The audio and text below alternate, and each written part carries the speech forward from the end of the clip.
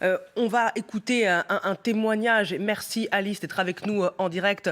Vous vivez à Kharkiv, qui est bombardé régulièrement par l'armée russe. Merci beaucoup d'être avec nous en direct sur LCI. On imagine votre angoisse, votre fatigue. Comment ça se passe pour vous en ce moment? Bonjour, comme toujours, c'est un enfer. C'est difficile à dire. Les attaques deviennent de plus en plus rares, mais ils sont perpétuels et ils sont toujours graves et ils sont toujours ciblés sur les civils. Tout le matin, j'attendais des frappes. J'entendais la sirène et il y a pas longtemps, j'ai entendu un avion qui était assez près de chez moi. Et là, il a volé 2 fois et il a lancé quelque chose. À cause de ça, oui, comme toujours, notre appartement tremblait, on bougeait pas, on était en silence et on attendait ce qui se passera. Voilà.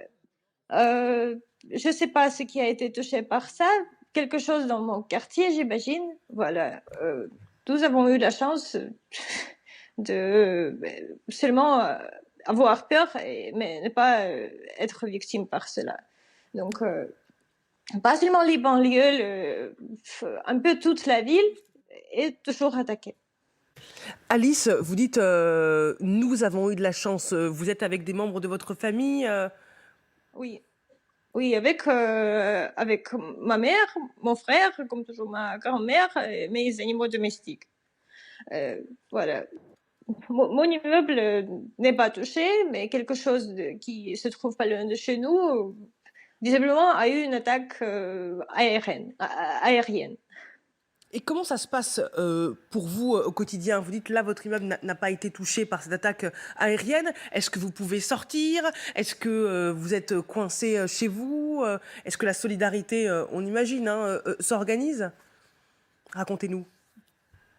Euh, Il y a des heures de couvre-feu, et quand c'est pas le couvre-feu, normalement, on peut sortir, mais c'est toujours une loterie. Si tu sors et tu vas au magasin, tu vas juste entendre de loin quelque chose où il y aura comme il n'y a pas longtemps, des avions qui volent au-dessus de ta tête. Donc, on ne sait jamais, ça dépend de la chance. Voilà. Oui, bien sûr, il y a une solidarité entre les citoyennes. Il y a beaucoup d'aide humanitaire qui est envoyée dans notre ville, mais le problème, c'est la logistique parce que on peut pas la récupérer. On ne laisse pas Oh, l'électricité. prendre tout ça. Ils ont de l'eau, de l'électricité. Est-ce que vous envisagez de quitter Kharkiv? On le voit sur notre carte qui se trouve à l'est de l'Ukraine et qui est sous le feu des bombardements de l'armée russe. Est-ce que vous envisagez de partir, de fuir? Ma situation familiale, pour le moment, prévoit pas que je puisse partir. Il y a des gens qui ont réussi à faire ça, mais ils n'ont pas des personnes liées avec eux, ils n'ont pas eu des hommes avec eux. Moi, je peux pas le faire. Voilà. Et en plus, même si on part, c'est toujours dangereux. Aujourd'hui, je viens d'apprendre qu'un train qui était censé évacuer la population civile a été tiré par les Russes. C'était un train vide, heureusement. Il n'a pas encore atteint sa destination, mais les Russes ne pensaient pas qu'il était vide. Ils voulaient concrètement tuer les gens. Donc, vous voyez, on peut prendre une voiture et attendre dans les embouteillages pendant les heures, des jours, et on est toujours menacé. On est menacé chez soi, à la maison. Il est vrai Bon, que la, on que la est route toujours menacé. de l'exil n'est pas sûre, hein, même si plus d'1,2 million Ukrainiens ont réussi à quitter le pays. Merci beaucoup Alice de témoigner en direct et j'espère que vous sortirez indemne de ce conflit. Nous l'espérons tous, qui s'enlise hein, au 10e jour de l'offensive russe. Toute l'Ukraine va y passer. C'est ce qu'a dit l'ambassadeur de France en Ukraine, qui est très pessimiste. À tort ou à raison? Alors, c'est très pessimiste parce que, si vous voulez, toute l'Ukraine, ça veut dire que l'armée russe devra occuper l'Ukraine, ce qui a été démenti dès le départ. Le président Poutine, comme le ministre Lavrov, ont dit qu'on n'occupera pas l'Ukraine. C'est un morceau trop gros d'occuper toute l'Ukraine. Donc, que toute l'Ukraine soit frappée par des frappes dans la profondeur, etc. Évidemment, que l'armée ukrainienne aille dans toute l'Ukraine. Moi, je serais plutôt sur l'option du terrain utile, c'est-à-dire les bords de la mer Noire, le sud-est de l'Ukraine conquis, avec l'incertitude concernant Kiev.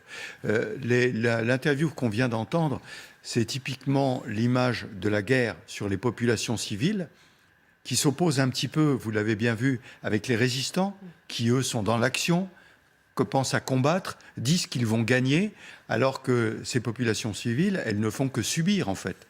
Elles ne font qu'en subir et elles disent l'immeuble à côté a été touché, à quand le nôtre? On voit bien ce drame. Mais s'enlise, je ne partage pas tout à fait ce point de vue-là, parce que prendre une ville, ça prend du temps. Ça ne veut pas dire qu'on s'enlise, ça veut dire qu'il faut qu'on mette en avant le dispositif qui va permettre de saisir les villes. Le temps de la guerre n'est pas le temps médiatique. C'est vrai que nous, parfois, on est un peu impatients. Oui, c'est ce que j'allais vous dire. Oui. En 8 jours, on ne règle pas le problème, quoi. Oui. Voilà. Oui. Moi, je pense qu'il faut revenir à quelques fondamentaux pour expliquer ce qui se passe. 190 000, 200 000 Russes pour prendre un territoire qui est plus grand que celui de la France, c'est techniquement pas possible. De toute façon, tous les experts sont d'accord pour ça. On voit bien d'ailleurs que les Russes avancent de manière... quand ils ne sont pas obligés de prendre des villes, finalement, ils ne prennent pas les villes. Ils contournent. Et on a bien vu avec Kharkiv, en fait, ils sont revenus après parce que visiblement, il y avait des problèmes de résistance. Donc, en fait, ils avancent, ils prennent les points clés. Et un point important, c'est que les routes en Ukraine et les axes de communication sont finalement assez peu nombreux. Il est intéressant de noter que les Russes avancent notamment par rapport aux axes ferrés, des voies ferrées. Je crois qu'on comprend, se dessine que la logistique russe va sans doute passer par les voies ferrées, comme d'ailleurs peut-être de l'autre côté à l'ouest le renfort des Occidentaux en matériel. Et enfin, cette avancée, elle est quand même compliquée. Le temps, vous l'avez dit tout à l'heure, est mauvais. Il fait froid. Le terrain est compliqué. Donc ça m'étonnerait fortement que Poutine exporte sa guerre à l'ouest. A priori, on voit se dessiner du sud de Kiev et en remontant du sud du pays vers le nord, un verrou que Poutine est en train de mettre qui enclaverait, là, pour faire schématiquement, la moitié du pays avec le Dniepr au milieu. Alors, je voudrais vous faire réagir à cette annonce du maire de Mariupol, alors que ce matin, on annonçait l'évacuation des civils. Eh bien, l'évacuation de Mariupol est reportée pour non-respect du cessez-le-feu, nous dit le maire de Mariupol. Donc, on voit ce matin que sur le terrain, cette évacuation, elle est très compliquée. Oui, mais je répète ce que je disais tout à l'heure. Du différence de point de vue entre l'armée russe et les Ukrainiens. Le maire de Mariupol, s'il est animateur de la résistance, n'a pas intérêt à ce que la population s'en aille. Donc on voit bien les deux objectifs de guerre qui sont diamétralement opposés. Donc non-respect, qu'est-ce que ça veut dire? Il y a eu quelques tirs, donc on arrête tout de suite l'évacuation et on repart à une négociation. Donc le maire de Mariupol se doutait bien que s'il y avait 200 000 personnes qui quittaient Mariupol d'ici la fin de l'après-midi, demain c'était la fin de Mariupol. Voilà. Et il perdait la bataille de la communication. Voilà, exactement. Mais ça veut dire que ce qu'on pensait être un geste humain finalement de l'armée russe, eh bien, n'a pas lieu ce matin. Puisque... Mais non, pardonnez-moi, mais je répète, c'est un outil militaire, le fait de faire sortir les populations. C'est pour affaiblir la résistance, premier point.